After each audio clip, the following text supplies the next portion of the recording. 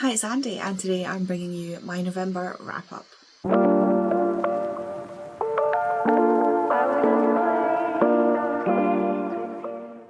As you can hear, my laptop is taking off in the background, so we're just going to have to deal with the sound because I don't know how to get it to stop.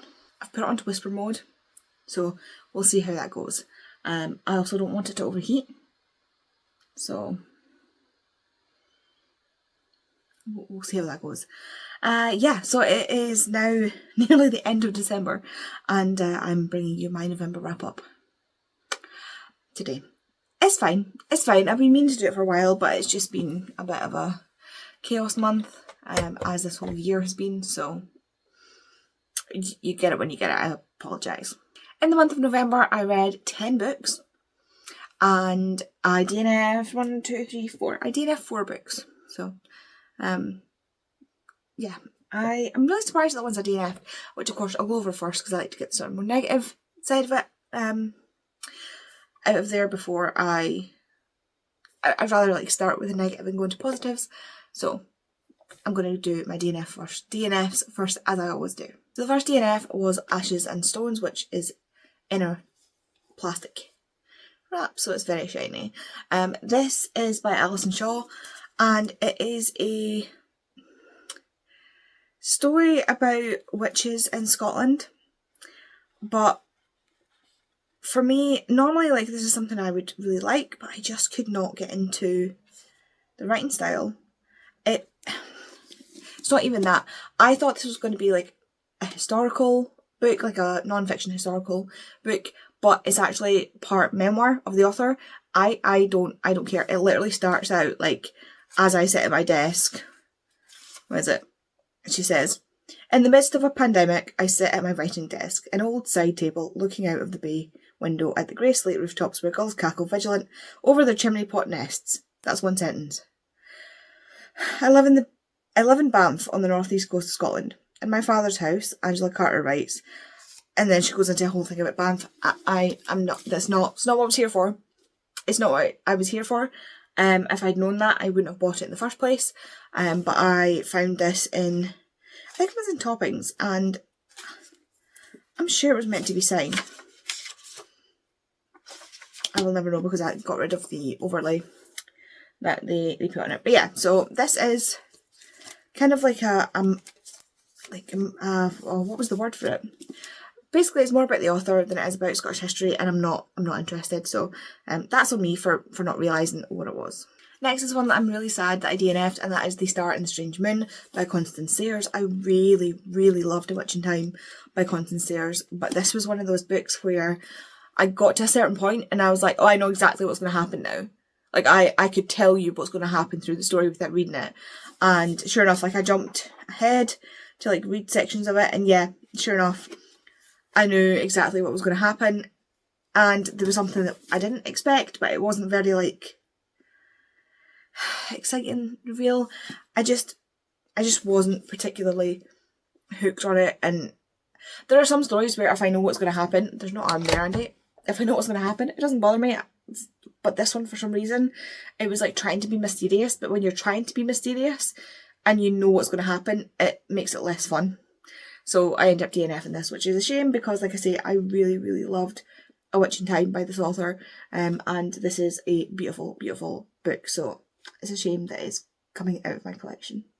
Next is Tales for Twilight by various authors, selected by Alistair Kerr. It is basically ghost stories from Scotland, but from like various different authors, like Robert Louis Stevenson, and who's this one? Arthur Conan Doyle. This is such a long story. Wow. Muriel Spark, James Robertson, James Hogg, like all these different authors, and I just didn't like. I'm not big into ghost stories and stuff like that. I did read at least the first story of this, and I was just like, I'm not a classics person. Like, if you're a classics person, this is probably a good selection for you. Like, I do like classics. Like, I like Shakespeare. I like Keats, the poet. I've got like various Jane Austens and Louisa May Alcott and Grimm stories and Alice in Wonderland. Like, there are certain things up there that I'm looking at my classic shelf, but these are not the kind of things that I'm interested. These are, yeah, the kind of old that it's just like any time a woman's mentioned, it's kind of misogynistic, and it's just not. They're not fun when you're just reading it and you're like, ugh. Yeah, so I decided to DNF it. And then again, I'm quite sad that I DNF'd The Green Lady by Sue Lawrence. This is a book that Tori got me for, was it my birthday or was it Christmas, for Christmas one year. And I put off reading it, and then I did read it, and unfortunately I couldn't get into the right style. It is set in Scotland in the 1500s, 1600s, 1500s, and I just didn't care. I didn't care about the characters. I didn't care about the conversations. It's just not my kind of historical fiction, and that's fine. It's just not for me. So those are the books that I DNF'd. Now into the 10 books that I did in fact read. First off is Breathe With Me by Becca Mack. I was so looking forward to this book. This is I think the last book in this series, and it follows a couple that we see right from the very start. So the very first book, which is Consider Me, we meet our main characters who are friends of these characters, and these characters are getting married.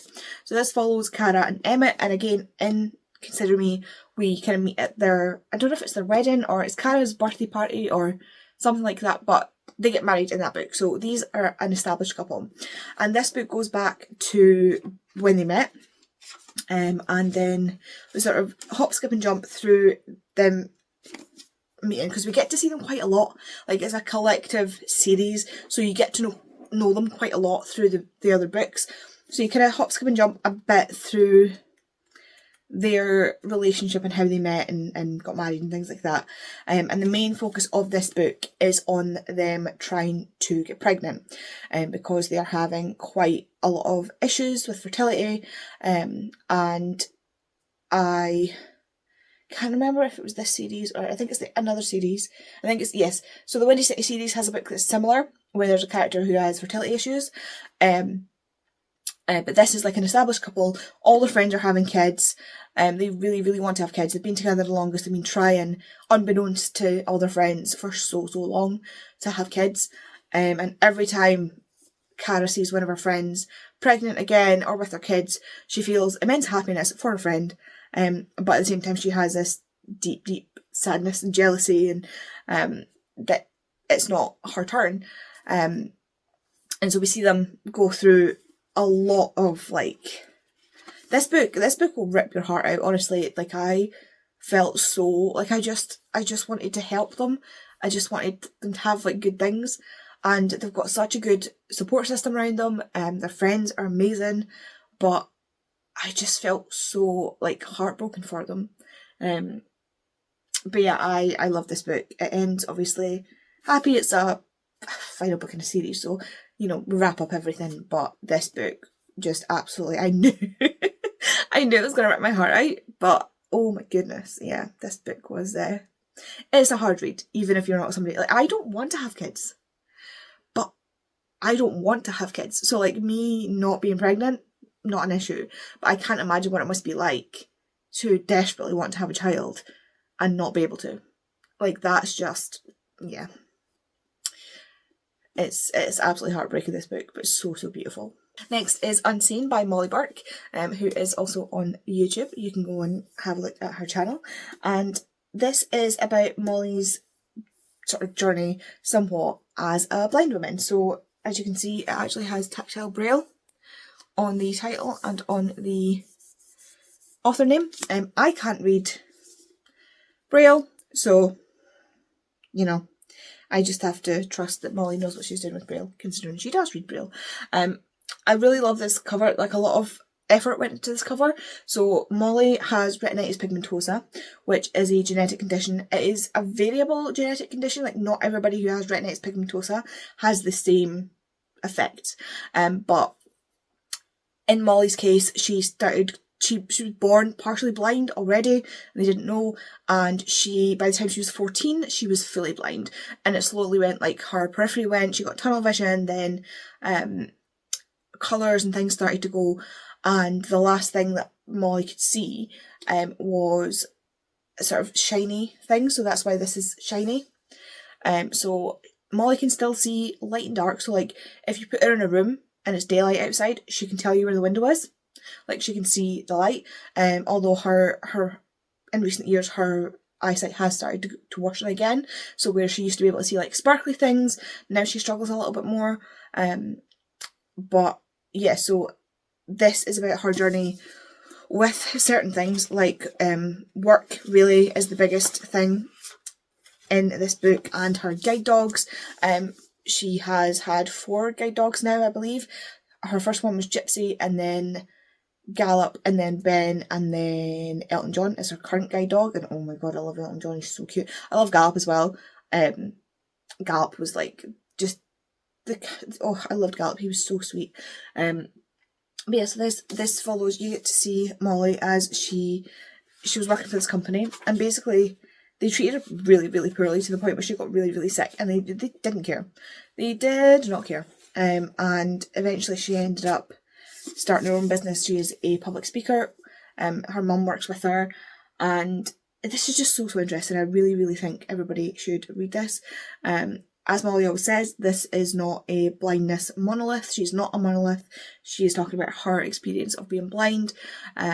So always, make sure you understand that she's talking about her experience and not everybody's experience of being blind. If you encounter somebody who has a disability in general, take their advice on how they would like you to help them or handle something, or just treat them for the time that you're with them. Yeah, I really, really enjoyed this. I listened to the audiobook, which Molly does herself. She narrated it herself.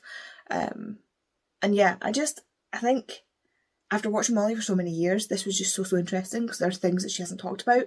And even in this, they had to get a lawyer to look over it and be like, yeah, you change that, change this, change the name, make sure there's no identifying features. And this book was longer. So, legal stuff and all that jazz.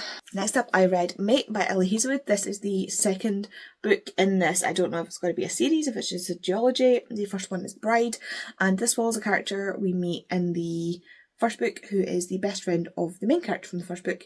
And names I can't remember. Serena. So this follows Serena as she is put in a position where she is in grave danger because of her existence, which you find out about at the end of Bride. So if you haven't read that, there are spoilers in this. And she is trying to find a way to keep her friends safe and keep herself safe, and almost kind of martyr herself. You know what people are like with things like that. But she is mated to the alpha of one of the other packs, kind of reluctantly, and that kind of throws a wrench into things. I personally, I think I'm the only one, but this was better than Bride in my opinion.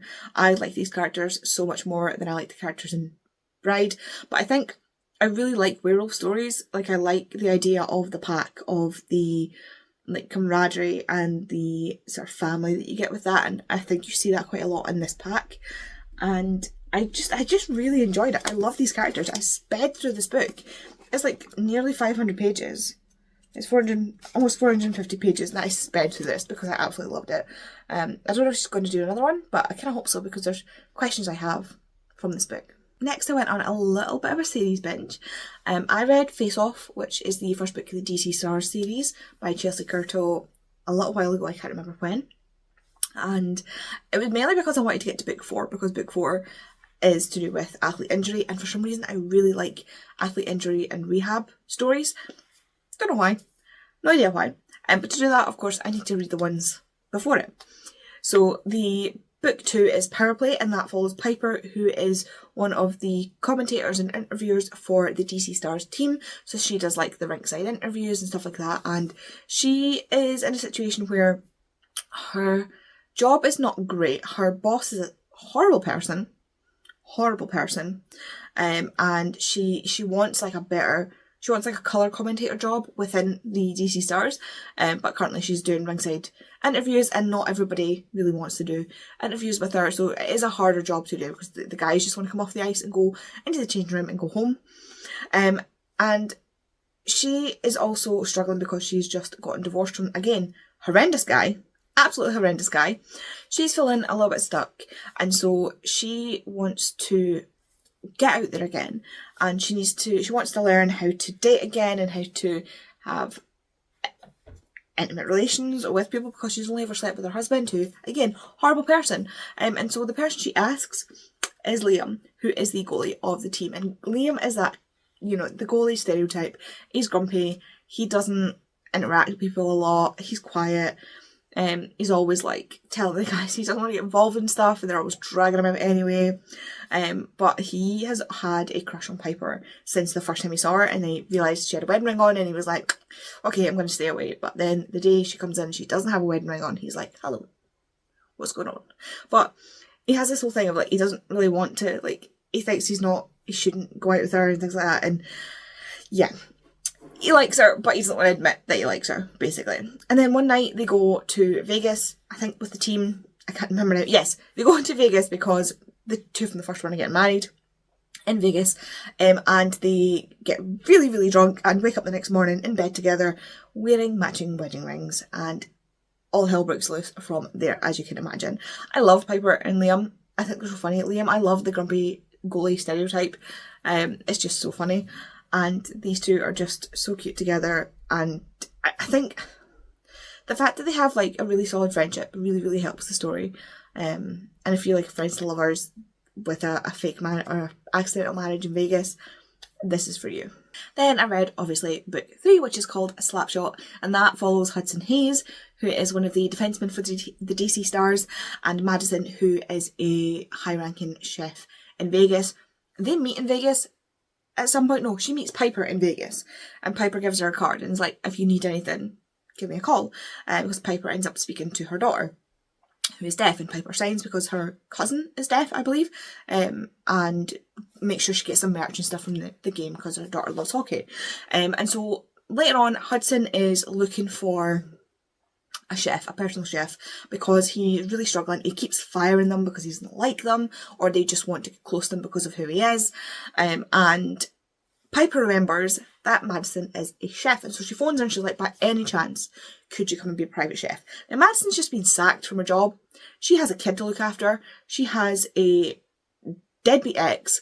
She has a mortgage to pay, and she is like, you know what? Sure, why not? The money she is being paid is going to be more than enough that she needs. So she gets herself away from Vegas with her daughter up to DC, and they move in with Hudson, and she becomes his private chef. And she has no interest in hockey. She doesn't really know who he is. Her daughter is like, oh my god, that's Hudson Hayes. And she's like, cool, who's that? So she ends up moving in with him, and of course it is a forced proximity, sort of not forbidden love, but like she works for him, so it's a bit of he's like, I don't want to make her feel like I'm doing something inappropriate. These two are so cute. The way that Hudson really like accepts her daughter and is basically like, treats her so well, painstakingly tries to learn how to sign for her. It's just, honestly, I love this. I love these two. This one might be my favourite if it wasn't for the fact that book number 4 was just the one I was aiming for. So, yeah. Now, book 4 is called Hat Trick, and it follows Riley and Alexei. Riley is one of my favourite guys on the team. He is the one that's like the shy, quiet one who is always like the team player looking out for everybody. And everybody just loves him like a little brother. Everybody loves Riley, and he is just honestly like a sweet, sweet cinnamon roll. And Lexi is the team's physio, or one of the team's physios. She is the best, but obviously her boss is an asshole, because that's how it goes when you're a woman in sports. But one night after celebrating a win with the team, Riley gets into an Uber, which is then subsequently hit by a drunk driver, and the hit ends up causing him so much damage to his right leg that he ends up with an above knee amputation. which obviously puts his career in a position where he can't skate anymore, he can't play anymore. They don't know what's going to happen with him, but the DC Stars do not leave a man behind, and so he's kept on the roster, and Lexi is determined she is going to get him back to skating. Like, not even just like back to being able to do things, like back to skating, back to hockey. She's determined. She will not let him wallow, and she will not let him give up. She is going to make sure that he gets back on his feet. Now Riley, after he wakes up, he is basically goes straight into like the resentful pity party hole, which, you know, absolutely deserves a pity party. You're in a life-changing accident like that, absolutely. You deserve to be able to have time to like dig yourself into a hole. But he has friends, people who care about him, who decide that that's not going to be your life. And so he ends up working with Lexi, on pain of coach kicking his ass, to get him back to sort of fighting fit, and hopefully to get back to skating. This book is so painful. Oh my god. This book brought me to tears several times. I mean, I think all of them brought me to tears, but like this one, Riley is so, like, I love the damaged, like, athlete tropes that you get in some of these, like, when they get injured and they have to do rehab and they're, like, struggling with their physio and they don't want to do it and they get, like, arsey about it and they have to go through this growth as a person. I just love that for some reason. Don't ask me why, I just really, really like that in a story. And of course, like, Riley's always had a crush on Lexi, and Lexi's like, he's one of my players, I don't date my players. But in spending time with him, so much time with him one-to-one, she starts to grow feelings for him, and yeah, it's romance, you know where this book's going, but I just love these two together. Next, I finished off another series, kind of, and that is Rewind It Back by Liz Tomfordy. This is the Mile High series, the Windy City series, so these are based around different sports teams in Chicago. That's why it's called the Windy City series. This goes back to the hockey players that we meet in the first book, and this follows Rio, who is the youngest one on the team, or one of the youngest ones. He's the youngest, I think, in the friend group. He is the cinnamon roll, like, sweet character that everybody relies on. He's a girl's girl, like, he goes out with the girls and stuff. He's invited to girls' nights, like, he is that guy. But he's just so unlucky in love. He can't find someone that doesn't want him to be with him just because he is a hockey player and because he's rich. And he had a girlfriend or a friends to lover situation in the past, with a girl that moved in next door. Literally the girl next door, who was her brother was his friend. Is a whole, just throw, like, this just gets tropes thrown at it. I love it. And she's the only person he's ever loved, and he's never been able to find anybody that matched up to her. And then his neighbour is doing up her house because she plans to sell it after she finishes grad school. Or her brother, who owns the house, who is like a basketball player, I think, one of the sports teams. He plans on selling it after she's finished grad school and moves back home. And then, because Rio's like, maybe that's a good idea actually to do it at my house because it's basically just beige walls, he asks her for the number of her like the home decor person, designer that did our house because he thinks it looks great. Lo and behold, it's Hannah the girl that got away, and she actually has moved in with the girl, the friend that lives next door, and so they have this really weird thing, this contentious thing where she's living next door. They kind of like, they have resentment for each other, and yet you can obviously tell that they still love each other, but something happened in the past that made them not see each other for like years. And you're kind of going through two different timelines. So you go back to when they first met, and then the present day where they are meeting again, and you go back and forward, leading up to what happened and why they essentially broke up and didn't see each other for years, and then the reconciliation of that when they finally talk to each other and realise that they kind of, or at least one of them, got the wrong end of the stick, and they need to kind of work things out. I love this book. I love Rio as a character. I think he's great. Hannah was a Hallie. I've been calling her Hannah this whole time. Her name's Hallie. I can't read handwriting. Like, that's terrible. That is terrible. Somebody's called Hannah. I read a book with somebody called Hannah recently. That's terrible. That's actually terrible. Her name's Hallie, not Hannah. When I said Hannah, I meant Hallie. Edit and Andy's going to be bashing her head off something watching this back. Anyway, so Hallie as a character fits in with the characters and the friendship so well. Like, she gets on with the girls, she gets on with the guys, she loves the kids. They just fit together so well as a group, and it's so nice to see, like, both of them have been left heartbroken with this breakup. It is a second chance, and a lot of the time I'm funny about second chance because I always say, like, you break up for a reason, and there are some reasons where I think you could easily get back together, like, you can get back together and things can work out, and there are things that I see as, like, I don't think you should get back together. This is one of those things where it's like, it needs work done, but it is recoverable for me. Some people might not agree, but I think this is recoverable. And I really enjoyed it. I can't believe this is the end of the Windy City series now. I did say kind of. So there is a book coming out. I literally, like, I think it was on Instagram, like, messaged or like left a comment on one of Liz Tomforty's posts, being like, please give us a Monty book. Monty is the coach for the baseball team and the dad of one of the female main characters for one of the other books. I can't remember which one. I want to see it's either The Right Move, Caught Up, or Play Along, which does not narrow it down. I love Monty. I love Monty so much. I'm like, please give us a Monty book. But, like, it was said, like, this is the last book in the series. But the next book coming out, which is technically a spin-off of this series, is called In Her Own League, and it is about Monty, and I'm so excited. So excited. Technically it's not part of the series, but we're getting a Monty book, and I'm so excited. And it's not like a past book, it is a present day, like, end of this book for Monty, and I knew who he was going to end up with, because they've been, like, arguing throughout, like, you see them arguing at different points through the books. And then, as I said, so he sees Hallie again because she moves in with the girl who lives in the house next door. Now, the girl that lives in the house next door, the next series that Liz Tomforty is writing is about her family, so it's going to be her brothers, and I'm assuming her, like, ending up with someone. So I'm excited about that. I love when books all tie in together like that. It's like the Elsie Silver books. They're all set in Canada and all set in different places, and they cross over and things like that, and it's just beautiful. The next book I read was Catabasis by R.F. Kuang. This is a story about two grad students in a magical university, or the magical part of Yale, Alice and Peter.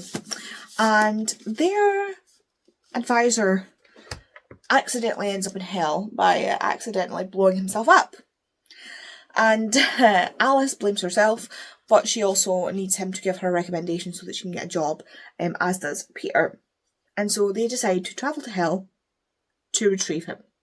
And it's kind of like a mix of, like, Dante's hell.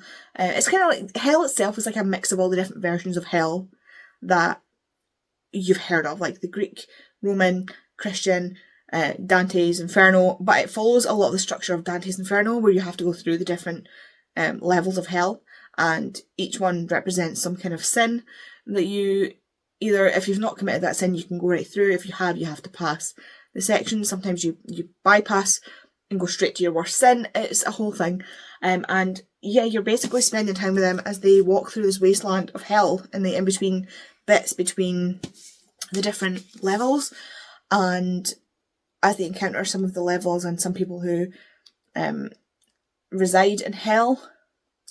This book was, I think I might enjoy this book on a reread. I wasn't quite as enamoured by this book as I was with other R.F. Kuang books. I didn't quite see the end. I didn't see the end come but not in a way that was like, oh wow. Just in a way that was like, oh okay. So yeah, like I was really looking forward to this, but then it was this book is boring. Like this book is one of those books where nothing happens. There's like little moments of excitement, but generally speaking, nothing happens. And I usually like books like that if the character work is done really well. But these characters, I struggled to care about. I did like the characters, but it's just not the best character work that I've seen. So yeah, I think this could have done with a little bit more love put into it.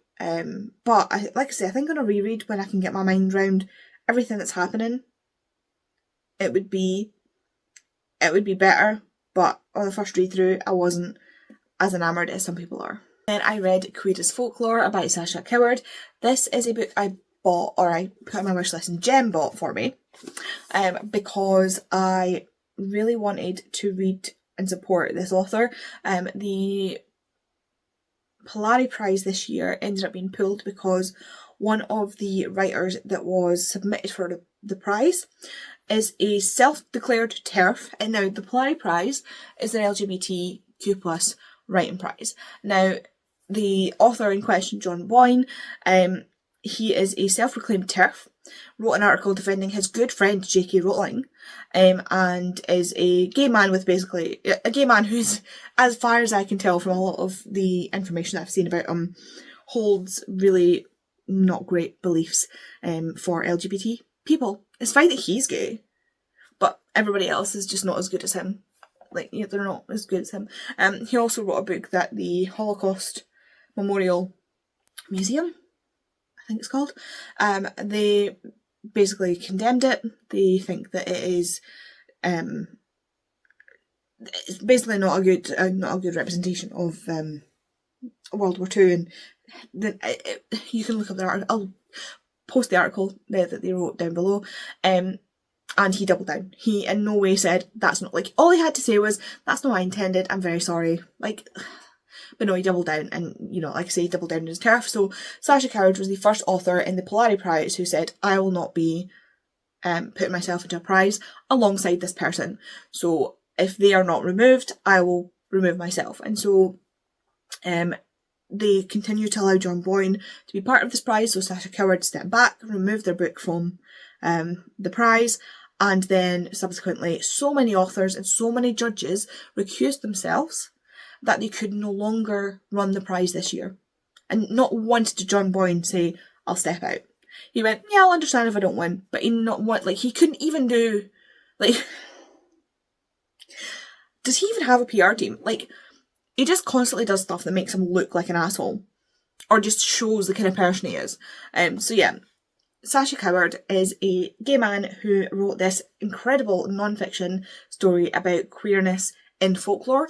And honestly, this was, I don't know what I expected, but not this. This was so much more than I thought. Like, I was like, oh yeah, it's going to talk about, like, queer characters. No, it talks about, like, the roots of queer folklore, or queerness in folklore, in such an in-depth way that I was just like, oh my god, I didn't even think about that. Like, the research that went into this is incredible. There's a whole section at the back that are notes, references, like, it's just incredible. I loved this book. I thought it was so cool and so well done. I'm really excited to see what else Sasha Coward writes, and again, I think we should be supporting the authors that decided they would not stand beside a TERF in an LGBTQ+ prize, starting off with Sasha Coward. And lastly, I read Acceptance by Jeff Vandermeer. I ended up listening to the audiobook. I have been listening to the audiobook for all of these because the way it's done is kind of, it reads almost like, well, there are actually interviews within it, and some, like, inner thoughts in a way that works really, really well as a audiobook. This audiobook, quality-wise, was not very good. I could hear, like, where somebody had to re-record something because the sound was different. It was really off-putting and strange, and I was like, is this meant to be like this because this book in itself is strange? But yeah, I think it was just they had to re-record something and use a different booth or something. It just didn't sound right. The sound quality was terrible. But the book overall was really weird. Really, really weird. This is the third book in the Southern Reach. It was a trilogy. There's now 4 books. And yeah, I don't know how to describe this series.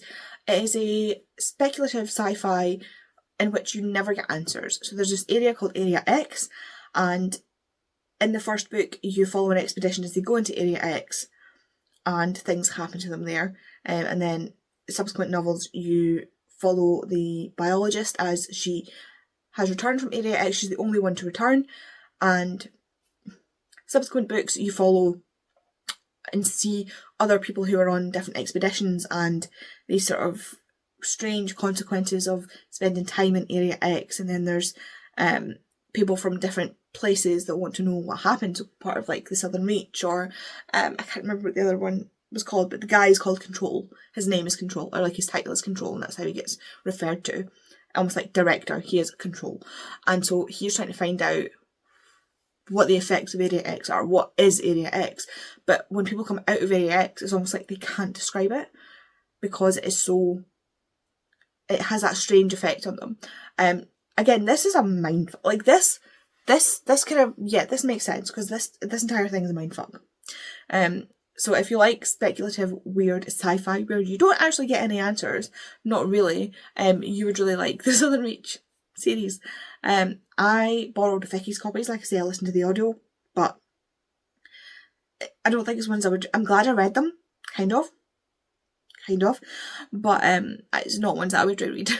There we go, there are the books I read in the month of November. If you read any of them and want to discuss them with me down below, please do. If you want to leave me an emoji to let me know you were here, if you leave me some kind of weird emoji to do with the Southern Reach series, so an animal, a mushroom, a plant, something to do with water crocodiles, Vicky, you'll get that. And yeah, thanks so much for watching. I will see you in the next video. Bye.